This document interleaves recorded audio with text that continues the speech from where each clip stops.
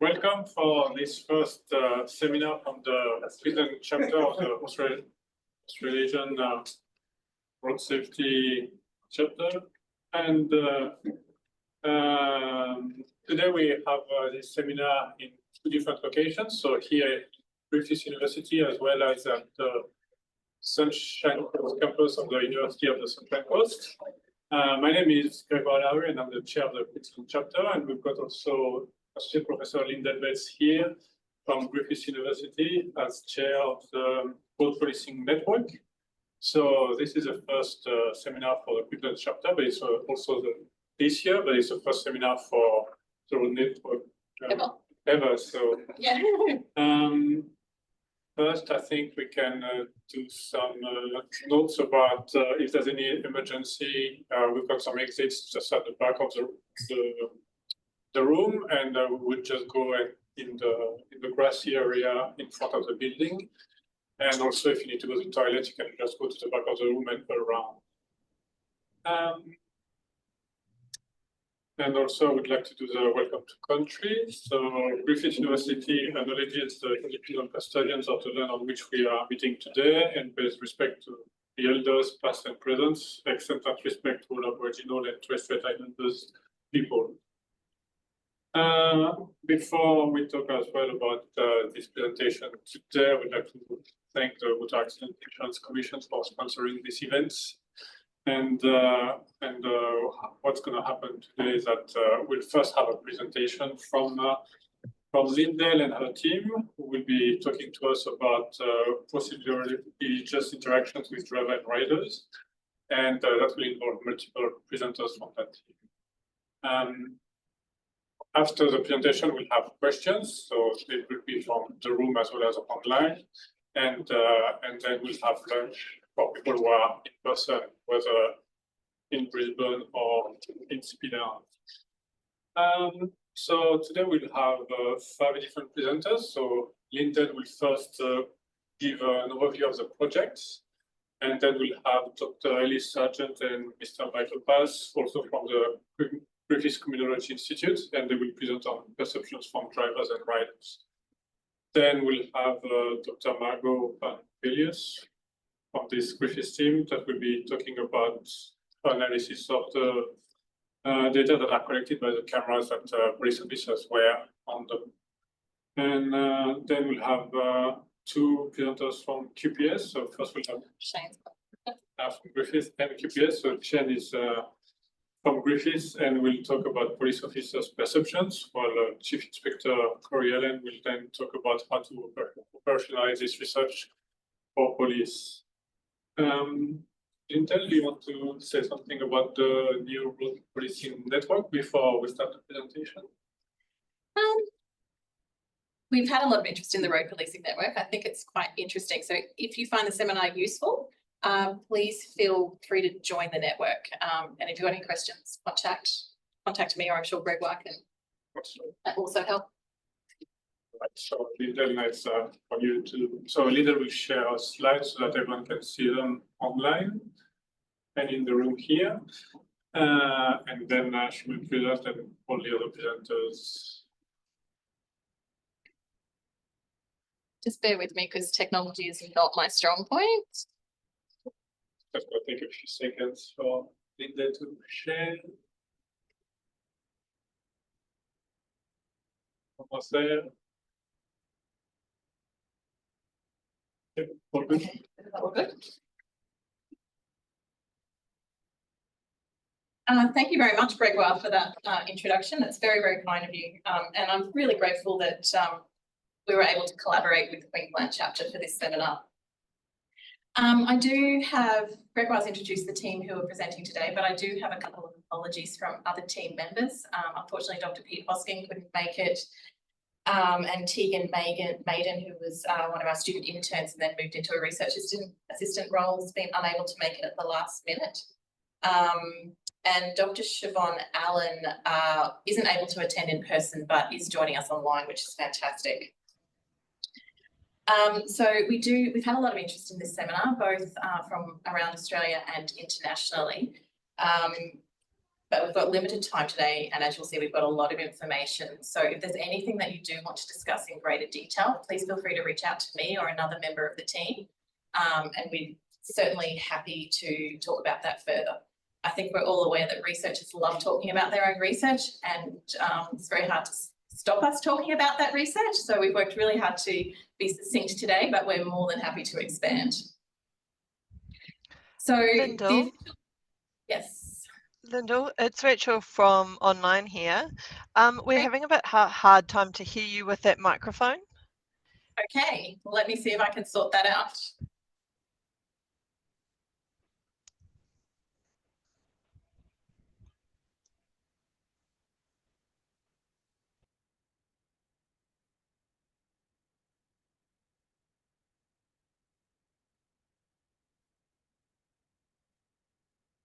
That one? Should we try that one?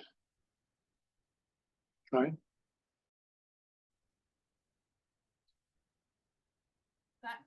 Is that clearer, Rachel, or not? Yes, that's better.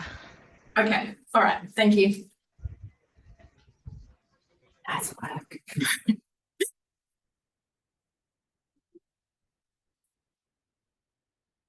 And that is the sum total of my technical skills, so hopefully nothing else goes wrong. And for those of you who don't know, that's Rachel from New Zealand Police. So our official title of the project was the Procedurally Just Interactions with Drivers and Riders, but we did have other names that we called the project. So the Griffith teams, we started calling it the Rider Project for short, and the police came up with a much better name, Operation Whiskey Rider. And Corey, who's going to talk to you later, took these names and gave us our own logo for the project, which you can see right here, and which I was super excited about. I've never been more excited about a coffee mug in my life, but Corey actually put these on a coffee mug and gave them to members of the team. So it's got pride of place in my office. I have never received a gift like that. Yes, I would also like to acknowledge the traditional custodians of the land on which we are meeting, and also pay respect to our elders past, present, and extend that respect to all Aboriginal and Torres Strait Islander people. MAIC isn't only sponsoring the seminar, they have also funded the entire project. So I would also like to acknowledge, except that didn't move, I would also like to acknowledge MAIC's funding to the Griffith Criminology Institute to support this project. They conduct a lot of research that aims to reduce the incidence of motor vehicle crashes. So our agenda today, got a fair few speakers, so I'm going to provide the project overview. Michael and Elisa are then going to talk about the perceptions of drivers and riders. Margot will talk about how the implementation of the script using some body-worn camera data. Shane will talk about the perceptions of the police officers and what we found there. And then Corey's going to give some insights about operationalising research with the police. So in terms of the project, so this is a big project. Today we're providing our initial findings. There is more to come. We've tried to allow some time at the end for discussion and questions, so make sure you note down any questions that you might have so that we can do that. In terms of it being a big project, it also involved a big team. So I want to acknowledge that it's not just the work of the presenters here today, but all of these other people, including the 3 chief investigators, our partner investigator Corey Allen, and our project manager Shane Doyle. We had 3 research fellows. So in addition to Michael, we had Pete Hosking and Siobhan Allen. We had some research assistants. Professor Peter Martin, who is here today as well, has provided invaluable advice as part of our steering committee. We've had some student interns. I would specifically like to acknowledge the contribution of the Queensland Police Service. We definitely couldn't have done this work without them, and specifically Superintendent Simon Taylor, Inspector Matt Ryan, and Acting Inspector Stu Kerr. So the aim of this project was to identify if we could use a procedurally just policing intervention to proactively limit vehicle crashes and injuries at an area of known risk. And for those of you who may not have come across this idea of procedural justice before, There has been a lot of research work done about it in the past in a range of contexts, policing, corrections, courts. And it's this idea that there's 4 elements. So citizen participation, so involving the citizen in the interaction with the authority, in this case, the police.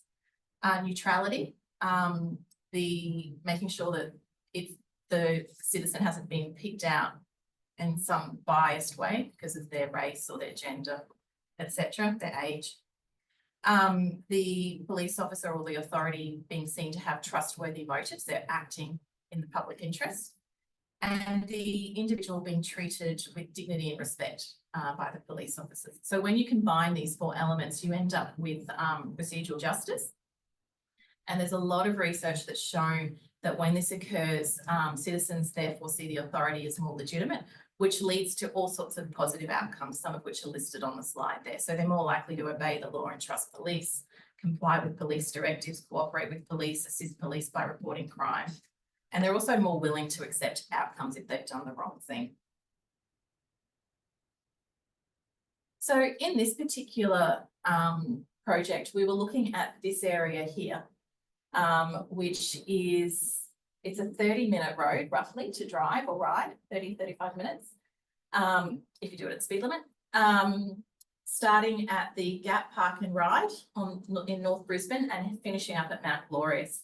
And I'm sure Corey will be able to fill us in a bit more detail in his part of the presentation, but it's an area of known risk. There tends to be risky driving behaviours, crashes, offences, and some of the interactions with police officers aren't always positive. So this is what we were trying to improve this area.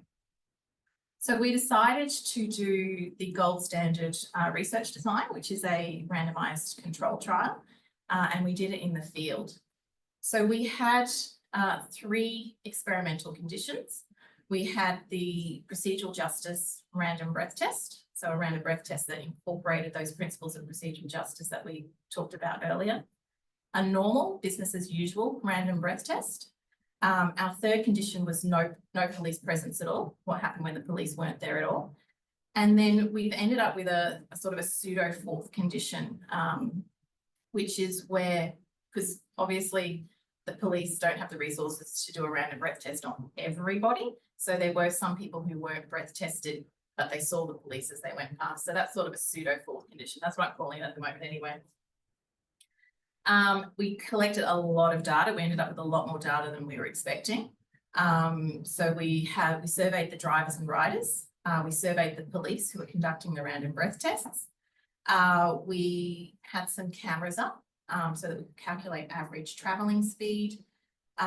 We have a sample of de-identified body-worn camera transcripts from the interactions between the drivers, riders and the police officers, and also crash and offence data. And so using those data points, we were hoping to measure things like the perceptions of the police regarding the interaction by the drivers and riders' perceptions of the police, the road safety attitudes, average travelling speed, changes in crashes and offences, the police perceptions of the intervention, and also the way it was implemented in the field. So the way the experiment worked in practice was we had the this is the Gap Park and Ride. See the sign there? So we had the police officers down the bottom conducting the random breath test, either as normal or with procedural justice. We had Griffith team members down the bottom as well every weekend. Thank you very much to Shane and Pete Hosking, who did most of that. Shane and Pete are former police officers themselves. And we also had an inspector there for each of the operations. And Corey Allen did so many weekends. And when he wasn't available, Inspector Matt Ryan did them. I hope I haven't missed anyone there, Corey. So you had the interaction down the bottom of the mountain at the Park and Ride. And then at the top of the mountain, we had people handing out surveys at the Mount Glorious Cafe. And if they did the survey, they were able to get a token for a free coffee or hot beverage. I suppose any beverage, I don't know if anyone got fruit juices. So at the top, we had Griffith staff who would ask the drivers and riders if they wanted to complete the survey. You can see here Siobhan in the black and Michael in the red shirt. Both Michael and Siobhan are motorcycle riders themselves, which I think really helped. And again, Michael did just about every weekend, Saturday and Sundays. So what did we actually do? So we had 53 research days. We had 34 police operations. We had approximately 1,500 coffees for drivers and riders, and approximately 2,000 short surveys completed. So 25% of people who did surveys didn't get an incentive, or they didn't want an incentive, I should say. We had 370 long driver and rider surveys where people have opted in to complete a longer survey. We have 120 police surveys. We've got 10% of the interactions captured by body-worn camera transcripts. And we've got the data to calculate the average time taken to travel. That data is still being compiled because there is a lot of it. So that is a very brief overview about what we've done. So what I'm going to do now is hand over to other people who will tell you the exciting bits about what we actually found. So Elise and Michael are up next.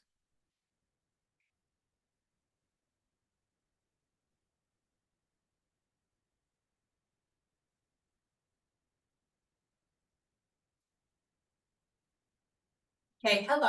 My name is Dr. Elise Sargent, and I will be presenting on the short survey of the drivers and riders. So it's a survey that's asking drivers and riders to fill out their perceptions of their police encounter, or in the case of the patrol condition, no police encounter. I'm just going to start off by giving a, sorry, I'm not sure I've got that. Bit too tall. I'm going to start off by talking a little bit about the methods, and I'll try not to be too repetitive of what Lyndel has already gone over. And then Michael is going to come up and talk a little bit about our preliminary findings and some of the next steps in our research and implications of those findings.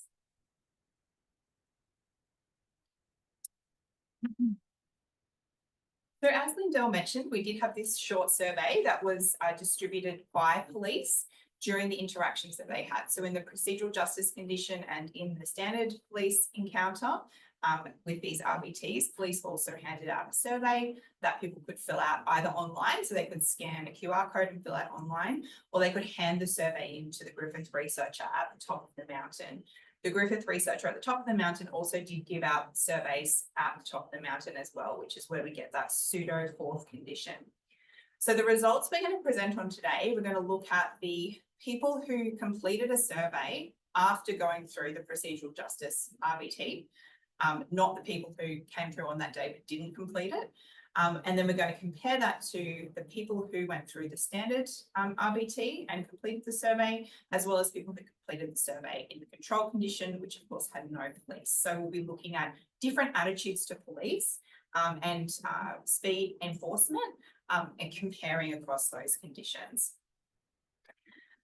So this table here just gives you a bit of an indication of the proportion of people who completed the survey online versus the proportion of people who completed the survey as pen and paper, just in case you're interested. So we can see that, for example, with the control condition, they were predominantly completed with pen and paper, but there were some people who did complete it online. So as I mentioned, you could scan the QR code. There was a QR code also available at the cafe and complete the survey online. But all of the questions were the same across the pen and paper and online survey. Just, I guess, quickly talking about some of the methodological information that you might need to know to get a feel for the types of people that we're looking at. So first of all, the response rate. So we had quite good response rates for the survey in the procedural justice condition, but slightly less for the standard RBT and the control condition. Response rates were also quite difficult to calculate given all the different modes that could be completed and the different types of conditions that we had as well. And then in terms of comparing across the three different conditions, so the procedural justice RBT, standard RBT and the control condition, the demographic characteristics of participants who completed the surveys were pretty similar, including, for example, the proportion of people who had who were on a motorcycle versus the proportion of people who were driving a car. So because this was at a known motorcycle use area, there was a much higher proportion of people who were motorcycle riders completing the survey compared to people who were driving cars.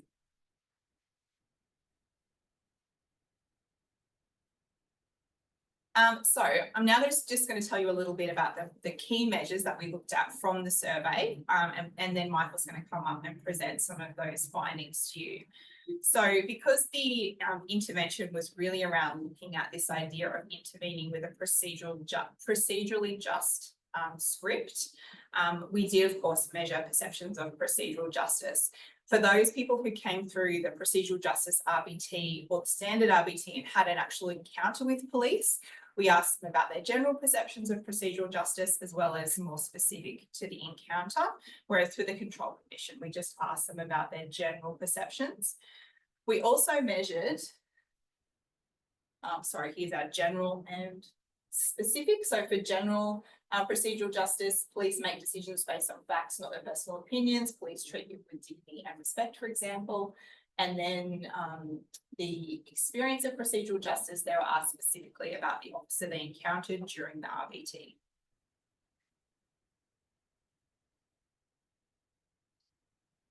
And then we also measured police legitimacy. So police legitimacy is a key outcome measure that we look at in the procedural justice literature. So the idea is that when people are treated with procedural justice, they're more likely to believe that the police are legitimate, and legitimacy is tied with sort of an obligation to obey or comply or cooperate with the police.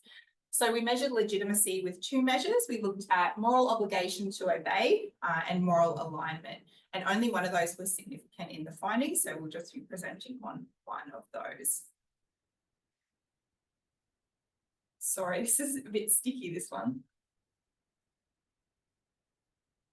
Maybe the well, the battery had gone. And then there were a couple of questions about police being more interested in raising revenue over safety. The belief that police want to keep drivers and riders safe on the road, and also self-reported kind of speed limit adherence. So I drive or ride below the speed limit. Okay, that's it for the methods, and Michael's going to come up and talk about the findings, but I'll stay here in case you need any help. I'm just keep clicking. How does it? Yeah.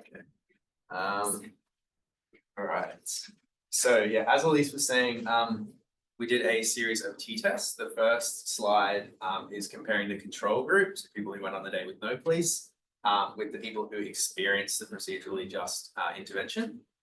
So we found that participants who were receiving the PJ intervention viewed police as more procedurally just and legitimate compared to the control group. We also found that they were more likely to agree that the police wanted to keep them safe than the control group. And they viewed the police as less interested in revenue raising over safety concerns. After that, we compared the two groups who did experience contact with the police, so the standard RBT with the PJ RBT. And we found that the standard RBT actually viewed police as more procedurally just than the procedurally just intervention, and more legitimate. They also viewed the police as less interested, the standard group, the PJ, as less interested in revenue over safety concerns compared to the control. Sorry, I'm on the wrong slide. Yeah, so sorry, the participants receiving the standard RBT viewed police as less interested in revenue raising than safety concerns. And participants receiving the standard RBT reported they were more likely to travel below the speed limit than the PJ RBT. So, and all of these findings were surprising. Yeah. Not what we expected. So I guess, yeah, as Elise was saying, it's probably not what's expected. I guess the key takeaway is that when people are given their the opportunity to change their perception, both groups that had interactions had significantly higher perceptions of police. So I guess, yeah, the next questions are kind of about why maybe that unexpected result happened. So it might be that the procedural justice interactions were longer, It's also possible that something about the scripting of procedural justice when it's targeted at specific groups maybe didn't translate the way we thought it was going to exactly, which was kind of something that came through with the QSET and ScotSET trials, is that, you know, there's a challenge. It challenges that notion that public perceptions may be improved through a simple additive approach to the delivery and communication of procedural justice. So yeah, we're interested in doing some more further analysis about maybe looking at whether it was more effective or less effective for motorcycle riders compared to car drivers, and also considering age and maybe if there was an impact of repeat visits, because obviously a lot of riders and drivers would have gone through multiple times and in different conditions. So yeah, those are kind of the implications and next directions for us currently. Do you have any? No. Okay, thank you. So now we'll hand over to Margot, who's going to be presenting on the body-worn camera data. Okay, so maybe I can shed some light on why those findings were as they were. So my name is Margot Benfilius, and my interest was looking at how police implemented the procedural justice script. So how did we do that? So we took all the participating officers and who were going to be on the line and doing the RBTs. We asked them to watch a short video of how to do the procedural justice script. The video was compiled by Queensland Police Service themselves, and they were also given a script, so a document. This is the script. We did ask them, can you adapt it in your own wording? So at each briefing, they were given at each commencement of the operation, they were given a briefing. There was a senior officer present. Most of the time it was either Corey or it was Matt Ryan, and we had a member of the research team. And we also asked them to switch on and switch off their body-worn camera at each interaction. So this is the procedural justice script. So how we implemented the 4 elements of neutrality, trustworthy motives, voice, and dignity and respect. And we implemented them as random. You know, you haven't been singled out today. Talk about the road toll, talk about crime prevention, and talk about the survey, and then give them a positive send-off. So this was the procedural justice script which we adapted from the QSET trial. We changed it a little bit, and so we asked officers to make sure to implement all the elements, but to use their own wording. So as I said, we used body-worn camera data. There were some operational issues. There were also resource issues. So we asked to get 10% of all the transcripts. So each day we asked 10% of the transcripts of the body-worn camera footage. And that worked quite well because most of the time there was only 4 or 5 police officers on the line. So most of the time we captured all the officers on the day. And the 10% was also chosen because, well, we had to keep the research committee on site to actually allow us to use the body-worn camera stuff. So in total, there were almost 1,600 intercepts, and we got a sample of 159.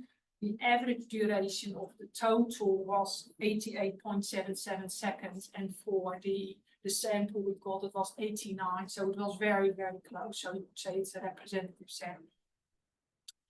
So how did I analyze this? So I analyzed it. So I looked at all the elements of the script, and then I elementized it into, you know, introduction.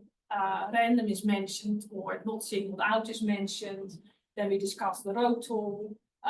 Mentions that it's for a police officer difficult to deliver a death message, advises that the mountain roads are dangerous, and then asks for assistance. So that's the first 2 elements covered. And then crime prevention is, thank you for the chat, mentions the flyer, which then explains safety, and explains the survey and asks questions, and then a positive send-off.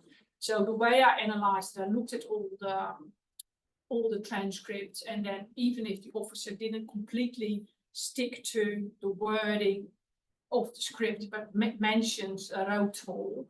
That was a tick for me as you have implemented it, that was there. What was very interesting that most of the officers didn't have any struggle, didn't struggle with the introduction, but they didn't mention randomness. They didn't say, oh, you haven't been singled out today, which I thought was very interesting. So, only 9 out of the 159 said, oh, you haven't been singled out today. Then you did, and most of the officers did discuss the road toll. But then delivering the test message and advising that the mountain roads are dangerous, most of the officers didn't mention it. And ask for assistance. So, you know, can you help us today by driving safely? That was 50-50. The crime prevention, thanking for the chat, again, that was 50-50. But mention the flyer, and that the flyer explains safety, explains that the mountain roads are dangerous, and asks, you know, can you drive carefully today, especially around when it's slippery. Most of the officers didn't mention that. And then, of course, the survey, and then a positive send-off. Most of the time, the officers did. What we do have to keep in mind that sometimes the body-worn camera was switched on a little bit late.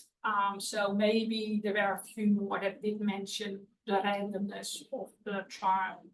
So what does this mean? Well, it basically means that yeah, we talk about procedural justice, and we talk about procedural justice has been given, but has it actually been given? Because this shows that the officers found it quite difficult to use all the elements, even though they had the little video they had to watch, they had the briefing, they had the script.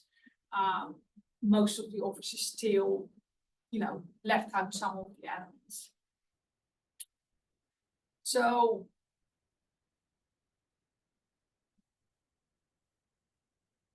I've got the same. Go to the next slide. Here we go. So implications is, as I said, officers did not seem comfortable with some of the elements of the script.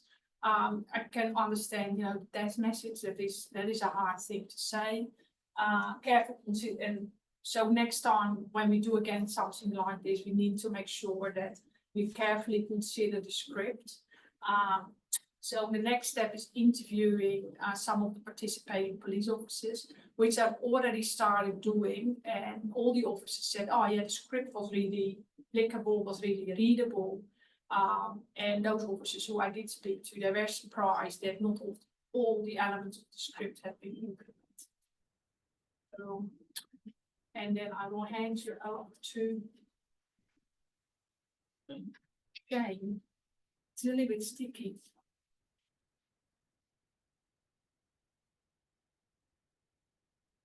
Here we go.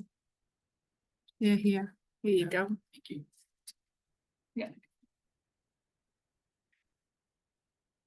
Well, welcome everyone. My name is Shane Doyle, and as Lyndel has mentioned in the previous life, I was a police officer for over 3 decades, and it was great to work with Corey, the Chief Inspector, and all the QPS personnel. Again, it was great to reacquaint myself with some police. And so today I'm just going to take you through the perceptions of the police officers. So we surveyed the group of police officers, and if I can get this slide to work, I'll step you through quickly some of those results. So we got them to complete the survey at the end of each operation. So that was on their phone, the Q scan, and we only got 79 surveys. But the reason why we did that was because they were the ones that only did the survey just for one occasion, because officers did multiple surveys. So not to dilute the sample, we only took the first completion.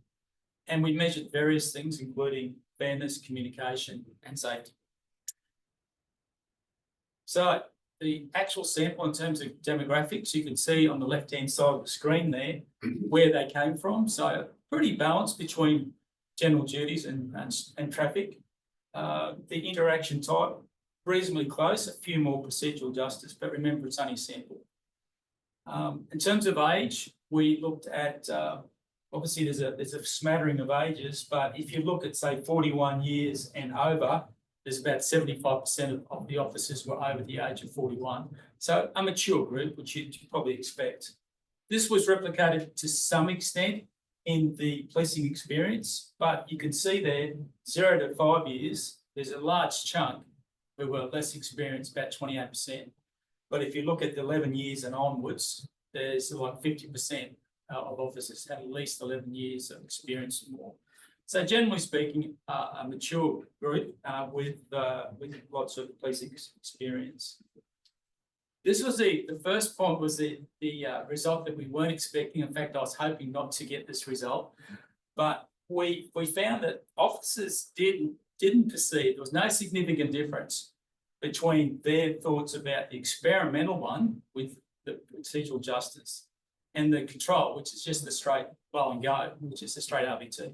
So that didn't come up as being significant. We're hoping it would, but it didn't. So the reality is that experiment, laboratory, and the real world. And the real world doesn't always replicate the laboratory. So what I saw was on the line, and I was there most days with myself and either Peter Hosking, and that's Peter in the photo right there. And actually that's a dog in the back of that backpack, and it's air conditioned, believe it or not. So that was the reason why we took some photos, because I've never seen that before with the dog in the back. I digress. So back to the experimental control. The point there was that I saw a lot of officers who'd done the procedural justice one, and the next day they were doing the control, blow and go, but they were using aspects of the procedural justice script in the standard one. So they're actually grabbing some good practice and using it. And I'm thinking, well, maybe they shouldn't be doing it, but that's the real world. That's what they were doing. They were grabbing good practice and using it in their standard RBT. So the researchers call that a spillover effect. So there was contamination, but I see the big picture being it was good because the outcome was that they were using good practice. They overall perceived the interaction length was about the same, which was interesting because the procedural justice was longer than the standard blow and go. And last but not least, that believed work strongly impacted motorcyclists. So that overall, regardless of the procedural justice or the control, they believe that they had more impact on motorcyclists' behaviour as opposed to car drivers. And I'll come back to that in a minute.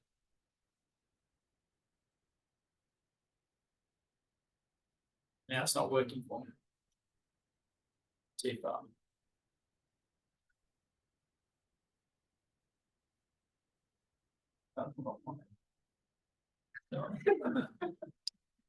Crazy.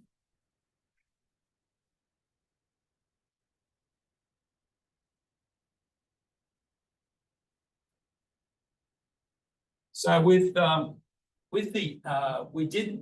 able to measure aspects of the officers' characteristics, and openness to innovation came up as something that was significant. So if the officers demonstrated some openness to innovation, they expected greater driver-rider behavioural changes, and they were more likely to believe that interactions improved public perception. So that was an interesting finding in itself. So why were, we hypothesised as to perhaps why officers were perceiving that they're having more impact on motorcyclists as opposed to car drivers. So I saw it myself, I witnessed it firsthand that they seemed to have this dialogue going with the motorcyclists that they weren't with car drivers. And I look at that as that physical barrier that you have in a car. The motorcyclists got pulled up, they often had to take their helmet off to actually supply the breath test, and you can see the dialogue happening. Historical context, Corey, without stealing your thunder, there was a little bit of angst, a little bit of social media chat, negative about the police in terms of what they're targeting the motorcyclists on the mountain. And over that period of time, the actual negative comments reduced, which was great.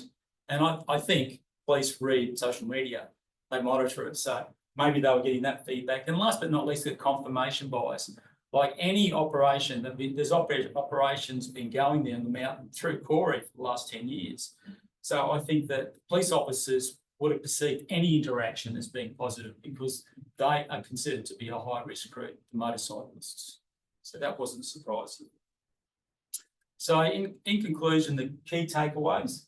One, procedural justice implementation did not significantly affect officers' perception of interactive effectiveness. And second, consider openness to innovation in recruitment, selection, and staff development processes. So something maybe the QPS, Queensland Police Service, could consider. And that's it. Thanks. Cora's next.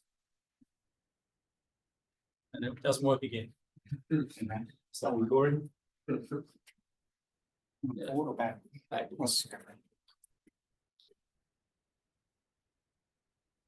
My name's Corey Allen. I'm the Patrol Group Commander for Inner West.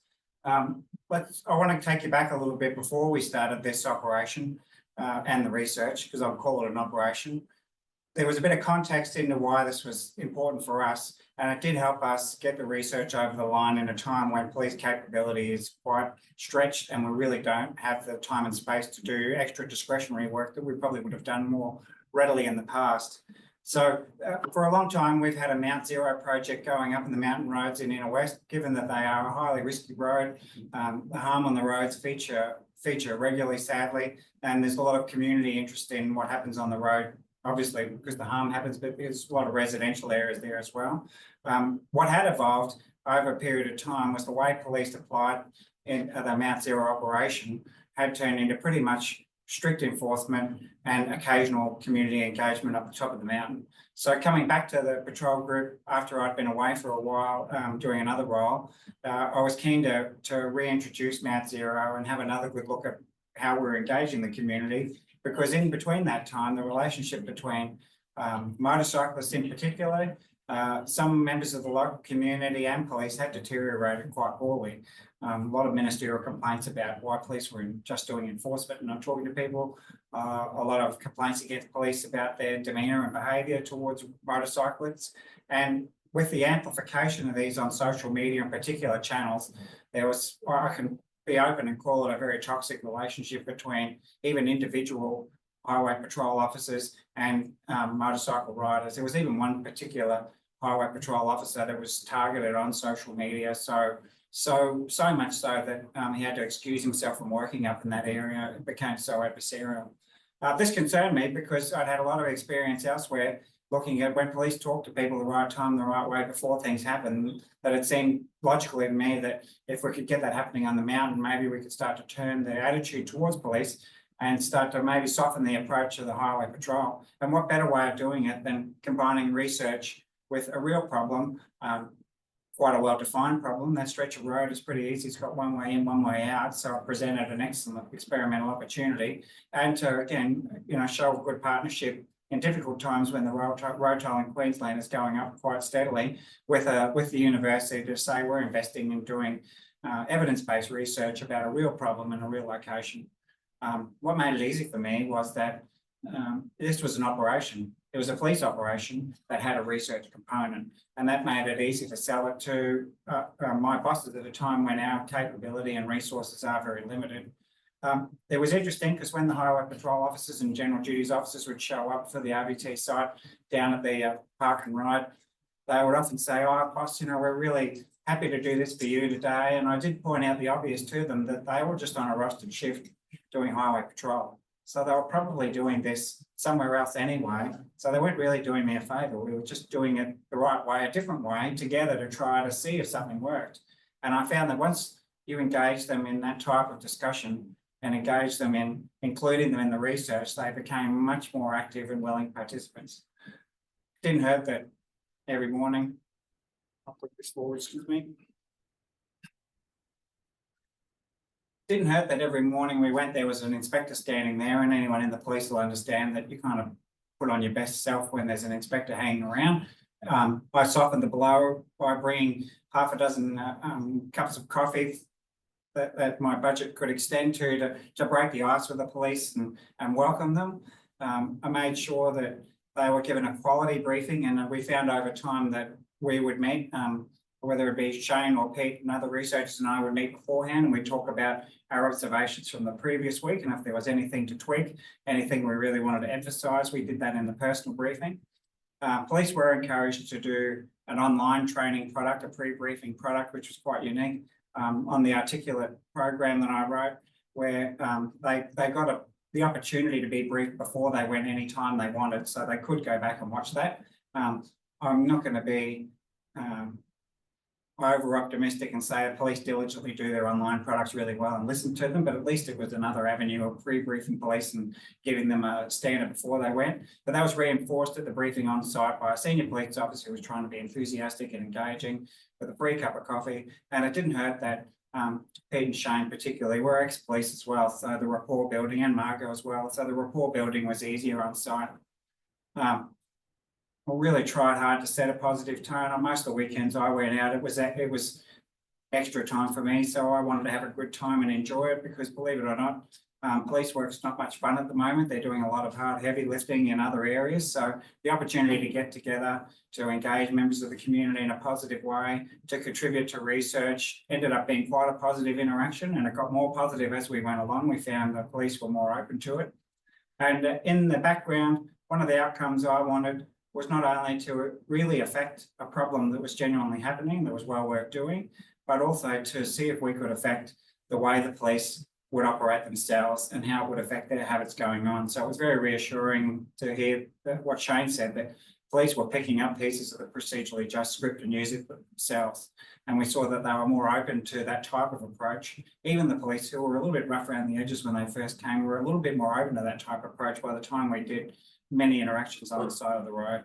I can say that we actually have changed the way police use this as a strategy and a tactic now, whereas in the past, police weren't doing RBT before people went up the road and engaged in them. They were just pretty much writing tickets, and once every 3 or 4 months, there'd be a coffee with a cop at the top of the mountain to be friendly with people.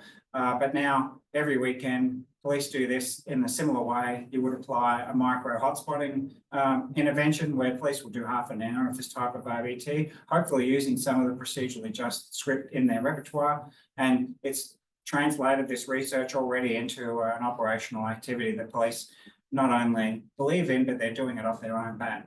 And if anyone's managed police these days, it's very hard to get police to do anything extra, because there's not a lot of headspace and not a lot of discretionary effort there. So to get that outcome already, for me, is an achievement locally. Lastly, I think what has helped is that, you know, we've sent nice letters to every police involved. We've put acknowledgements on their performance reviews. We really try to genuinely engage and encourage them for their discretionary effort and the fact that they engage with the operation. We invited police along to see this and share the outcome of the research. So that type of, you know, leadership shown to the police in the front line certainly helped the research. And lastly, I'll say that this was quite a great opportunity to get a really good group of people together. We all just seemed to align. So to have people from such diverse backgrounds with Griffith University, former police and operational police working on something, we're really lucky that it turned out as well as it did. And it was actually quite an enjoyable way of spending Saturday and Sunday morning. So you can't get much better than that. Get paid to ask an interesting question, engage the public on a nice Sunday and Saturday morning, and reduce the road toll and harm in the community. No wonder I was doing it my own time on the weekends for free. Thank you. Who's next? So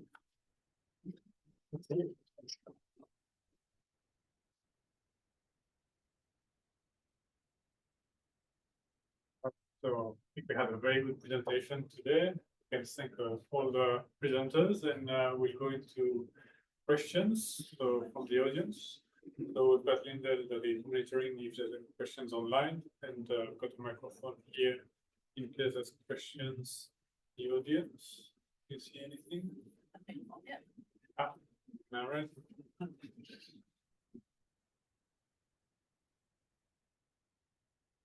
Great to hear the results of the research, and it's amazing that how well it went. I just had one sort of, from a background perspective. I can understand that the initiative was done with random breath testing, because random breath testing is, you know, the way in which you've got the most interactions with the public. But if the problem on Mount Glorious relates more to speeding, and it probably seems to me that doing something with random breath testing may be one step back from affecting speeding. I'm just wondering what. So situation then? Very good question, Narelle. And are you happy if I answer this, Corey, or do you want to answer it? I think it comes down to the police powers and responsibility. So you're able to pull people over for random breath testing, but you can't just pull them over without a valid reason. Have I said that correctly? You need an authority to stop someone to have that conversation. And we detected some drink drivers and some drug drivers at the same time, believe it or not, at 9, 10 o'clock in the morning on Saturday and Sunday. It was quite regular to get 1 or 2. So there was a valid reason for stopping someone. Otherwise, if you're trying to do this intervention without a lawful reason to stop someone, you lay down that track. Yeah, and Sorry, I was also- just thinking about people So- online. Sorry, in addition to that, we had to find obviously that given the reason to stop them. So then the question was either an RBT or a driver's license check. And we felt that an RBT was first of all quicker, but second of all, that the driver's license check, we felt that might impact on the procedure just because you're actually checking on people whether they have a valid driver's license. And we thought that the RBT would have a valid reason, probably have less impact. Yeah, less intrusive. In the data, and as you've seen, Narelle, we have a lot of data that we do actually break down some of our variables by drink driving and by speeding. So once we do some further analysis, we'll be able to see if there's a difference between them. But we did spend a lot of time discussing this, Narelle. Oh, sorry, I've stopped paying attention to online. Please ask questions online. So I've got one here. Oh, Thank Rachel's you. got one as well. Okay, so we'll go to Peter Martin and then we'll go to Rachel. Sure. Lyndel, thank you. As you said, Peter Martin. Corey and I have spoken offline, but I think it'd be really interesting to, for all of the participants, the people that are here, to understand the growth of the organisation that's got us to this point. Shane spoke about the bleed over effect that occurs between the experimental and the control, where officers in the experimental condition and the control condition are starting to use what you might otherwise describe as good practice. But if you go back a decade or so to QSET and you look at the stark differences between the scripting, between the experimental and the control, over a period of time, the organisation, that is the QPS, has really started to change. And I'm really interested in Corey's view about the notion of now business as usual starting to incorporate some of those elements. So the differential between the experimental and the control condition today is probably not quite as noticeable as it was a decade ago when we actually looked at QSET. Curious in terms of your views, Corey, in terms of what you think about that. Certainly, there's been other communication initiatives throughout the police in operational skills area, in changes in policy, changes in how we view communication as an operational skill that have probably contributed to this improvement. It's definitely very different from an RBT you would have experienced 10 years ago, where police would say, I've stopped you for an RBT, blowing this and see you later. You wouldn't really know what happened. We actually found some police we had to try to tell them to shorten it because they were being so procedurally just. They were well off the standard RBT, but that is their habit now, which is positive. So it also opens the door to us to think that if police perceive it's only a little bit extra or not really a difference between this, if we can get police hitting all those marks that Margot identified that and the gaps that we missed, what would be the effect then if we create a really positive habit and the door being open for police to do that now, given the changes over 10 years in the culture. So it's a positive shift forward, but most definitely that we observed in real terms. And I'd just like to add to that. So if the police don't, and this came up with the work that Shane presented, if police don't see a difference between the standard RBT and the procedurally just RBT, that's not necessarily a bad thing because it means that we can implement changes and make the interaction more positive, and the police don't see it as an imposition. That's my thinking anyway. Rachel? Hi, thanks, Lyndel. Rachel, in New Zealand Police. 2 questions. Will the police be going back to the area to do any follow-up in terms of looking at enforcement, both RBT and speed? And how do you think the general deterrence principles have had that potential long-term effect in the area? I'll hand over to Corey. I could say that just after this and during it, we were rewriting our traffic strategy for North Brisbane and an operational plan. And elements of this have been integrated in it just as business as usual. We should talk to people more often in the right place, the right time, the right way. And that's the theme right across policing in North Brisbane.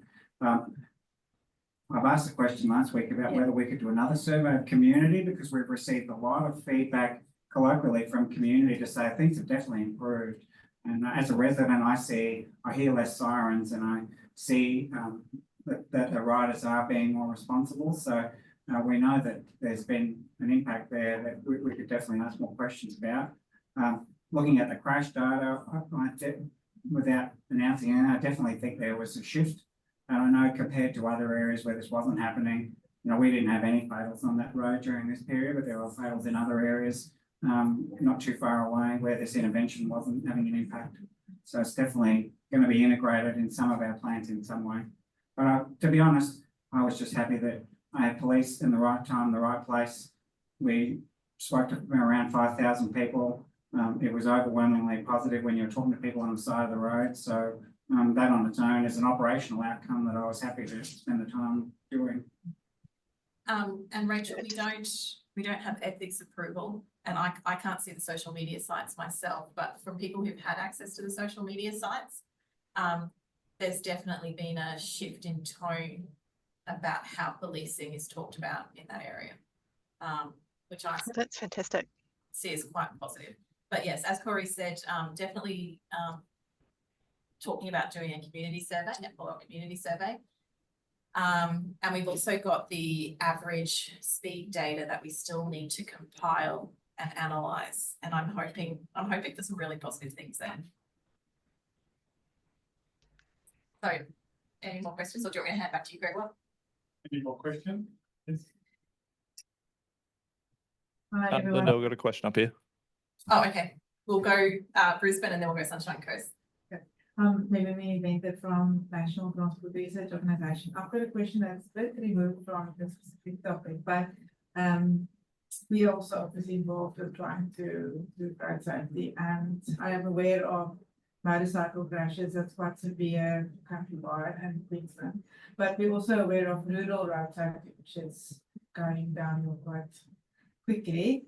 Can the findings from this study or the procedures or the operational side inform the police going forward? And is there anything you can suggest going forward to focus on rural road safety to see whether that can improve? Because it's such a big road network, it's extremely difficult to enforce, but also from a network upgrade perspective, it's difficult to find it as well. So from our side, we find it very difficult to motivate how to make it better. Do you want to? You're great at answering these questions, Corey. Well, I think there's no doubt that if we can work out a way and prove, which I think we have probably before this even, but again, reinforce the idea that every opportunity a police officer has to speak to someone is an opportunity to change their behaviour. So an RBT, if you're going to take that time, and it's not really a lot of extra time, and you just got to hit 5 marks in that conversation, then we should be embedding that in police training as the habit, and then reinforcing it when we review people's body on video, and there could be other ways we reinforce that habit and coach people to hit all those 5 marks every time we do a road safety interaction. I think enforcement can be done in a procedurally just way as well. So I've had people say thank you for writing them a ticket because you do it the right way, and that maintains the perceptions of trust in police and that we're writing the tickets for the right reason. So I think you could apply this procedurally just interaction to the way you issue an infringement and the way they're enforced. I'm not sure how you would do that with speed cameras and other less personal interactions, but I know there's been other experiments to try to. But my suggestion is with rural road safety, create the opportunities to speak to as many people as you can in the right place, the right time, in the right way. And this is, I believe this is the right way, and we're very close to, thinking what could we do next? We talk a lot about training, and training is a great way of starting police off. But I'm also a big believer in coaching and habit forming for police that are in for a long time, because we definitely found police that have been in for 10 years were quite hard to shift their habits and behaviours. So we've got to work out if they're going to be a highway patrol officer that's got 10 years in the job and they're potentially a little bit rougher in the edges and not as procedurally just, how do we help them create a better habit? Because I tell you, when the police were doing it the right way and we're on the side of the road, they seem to actually have a better day. And the police themselves seem to be a bit happier about doing their job also, which I think came out in some of the survey. Yeah, I think so too. So, I mean, one of the outcomes of doing a randomised experiment is you control for so many factors, so it's quite narrowly focused here. But once we've demonstrated those principles, we should be able to apply them in other contexts. And as Corey correctly said, we have done some research looking at adding a procedurally just flyer to speed camera notifications. And we found that that was quite successful for drivers and riders who were older than 25. It didn't work. There was no effect for the younger drivers, but it did reduce subsequent speeding offences for those that were by 11% for those that were 25 years or older. So there's a few different things that we can try. I don't know if that's all, Margaret. Well, I think what was interesting, obviously, I looked at the body worn camera stuff, but I think the key message from there is that it's not necessarily what was said, but how it was said. Because obviously they missed a few elements, but they still had seemed like a positive interaction. Yeah, willing to listen and taking it. We had some that were not that positive too. Oh,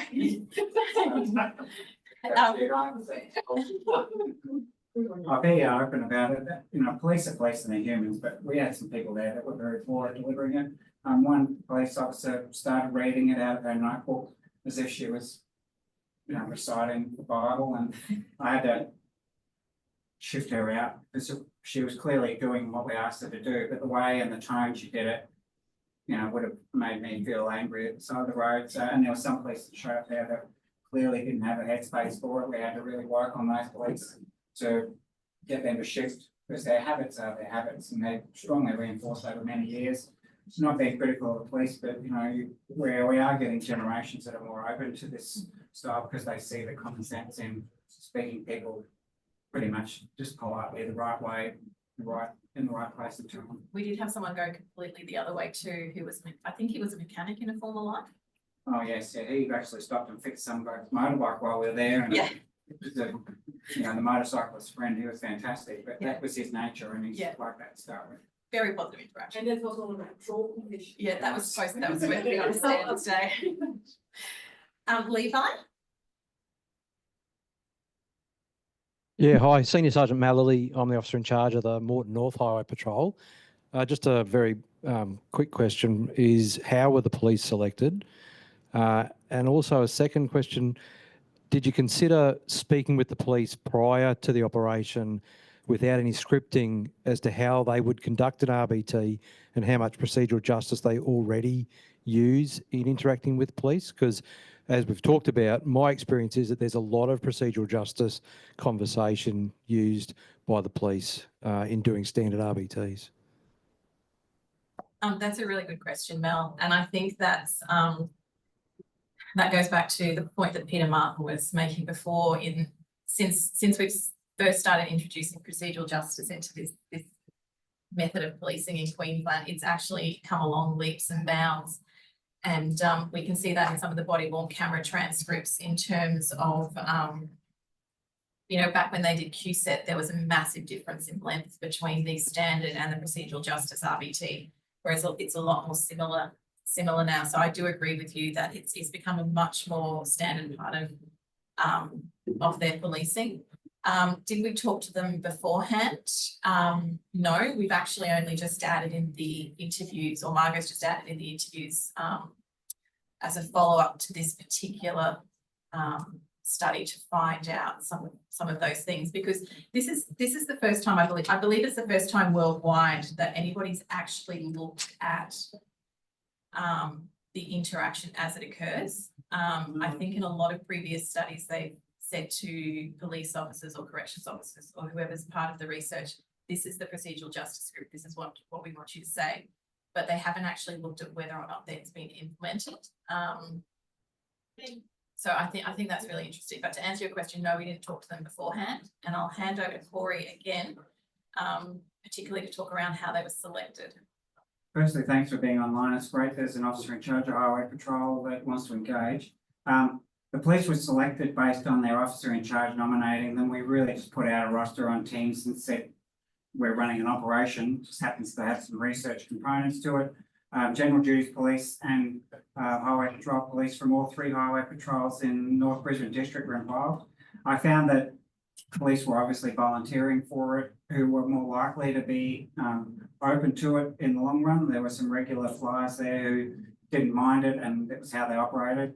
And while we didn't interview police beforehand about how much PJ or that or what their style of interaction for an RBT was, speaking to highway patrol officers in my area, a lot of them said, well, that's how we speak anyway. You know, we already do this. It makes sense to me. So that, I thought that was a real shift forward from the days when Mr. Martin and his wife were pulled over and someone sticks a tube in the side of the window and you don't know what it was about. So it shows the maturity of the organisation and in the professionalisation of highway patrol that they are those type of people, and the ones that are less inclined are probably in the minority these days. So great to see an officer in charge of highway patrol on board. Thank you. And I think the focus of using procedural justice in this particular place was because it was a known area of some issues that we were trying to overcome. Oh, one more question. I think we're running out. Yeah, one more question, but we're running out of time. Is that right? Yeah. Thanks for the presentation. I'm Elliot, also from the National Transport Research Organisation. So just a quick question about the whole research process. Just wondering from a road safety perspective, is there a difference between, let's say, commuters versus recreational riders and drivers? So let's say from point A to point B versus riders and drivers that goes around the circle point A to point A. So just seeing from like a everyday driver perspective, is there like a bit more of a different view or different perspective on how they accept the whole research, and also how they normally behave on the road as well too, on different times and days too? So this experiment was conducted on Saturdays and Sundays in an area that was known for commuting. Like, I'm not sure that you have any, not for commuting, known for recreational riding. So I don't think you would have had any commuters there, or not many at all. The car and bikes, we haven't looked at it yet. Wait for the mic. I was just gonna say, we haven't looked at it yet, but we do have a variable to see, like cars might travel differently than like bikes might be more recreational than commuting. But like obviously I think predominantly recreational, so we might find a difference between cars and bikes, but we've yet to do that for now.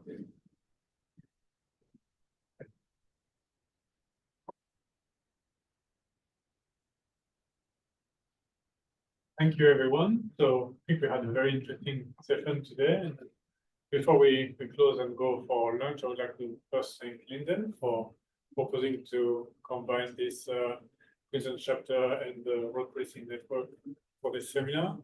Also, would like to Lyndel and Shane for helping organizing this event, and Levi and Jess from Construction Costs for dealing with the room there. So so it's time for lunch, I think, and since there was lots of questions, I'm sure we can discuss with the presenters during lunch if you have more questions. And that's for the one that I've got to thank all the presenters for today. Thank you. Thank you.